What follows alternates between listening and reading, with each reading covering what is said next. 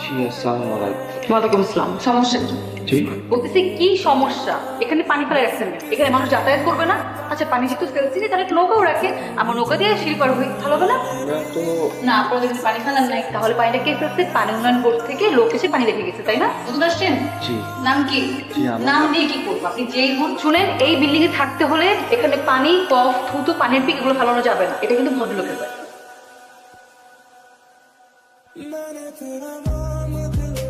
এই ছেলে এদিকে আসো। কি কি সমস্যা? কথা বলো না কেন? কথা বলতে পারো না? সেদিন তো কথা বলছিল, কিসে পড়ো তুমি? এই এই এই কই যেতেছো? এদিকে আসো।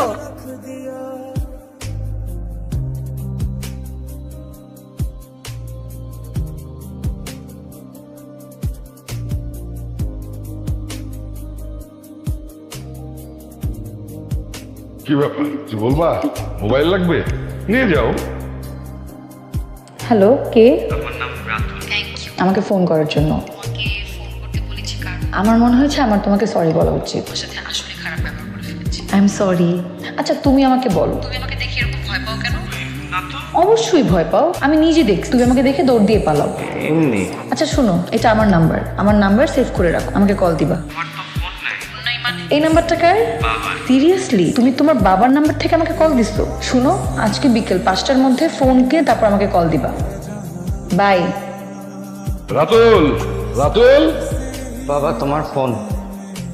দাঁড়াও, এটা তোমার জন্য রাখো, তোমার কাজে লাগবে। থ্যাংক ইউ বাবা।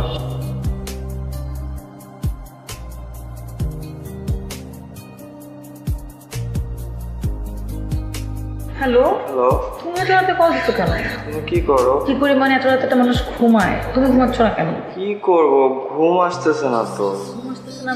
বললাম না ঘুম আসছে না। আচ্ছা তাহলে আমরা লাইনে থাক, ফোনটা লাউড স্পিকারে দিয়ে পাশে রেখে দাও।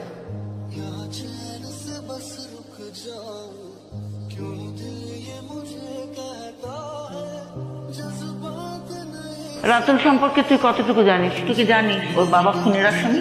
কি বলবো না, তুমি কাছ থেকে কি শুনছি এটা তো সত্যি নাও হতে পারে। আমি চাই এখন থেকে রাতুলের সাথে তুই কোনো ধরনের যোগাযোগ রাখবি না।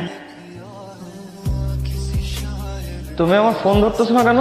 মা বলেছে তোমার সাথে না কথা বলতে, তোমার বাবার ব্যাপারটা মা জেনে গেছে। শোনো, আমার বাবা অনেক ভালো মানুষ, আর আমার কাছে আমার বাবা পৃথিবীর সবচেয়ে সেরা বাবা।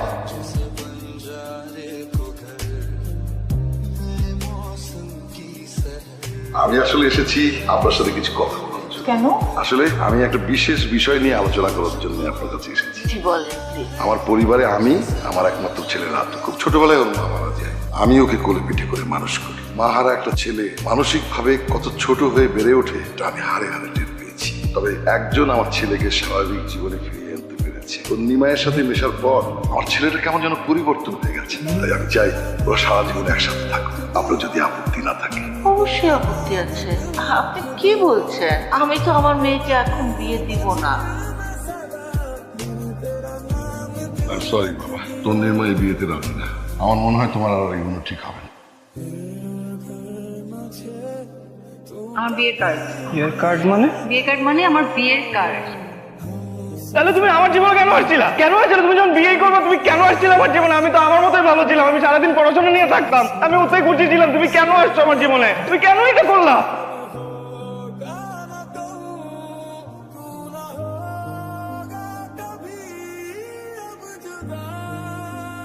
শোনো, আমার একমাত্র ছেলের বিয়ে, কোনো কিছু যেন ঝামেলা না হয়, সব ঠিকঠাক হওয়া চাই।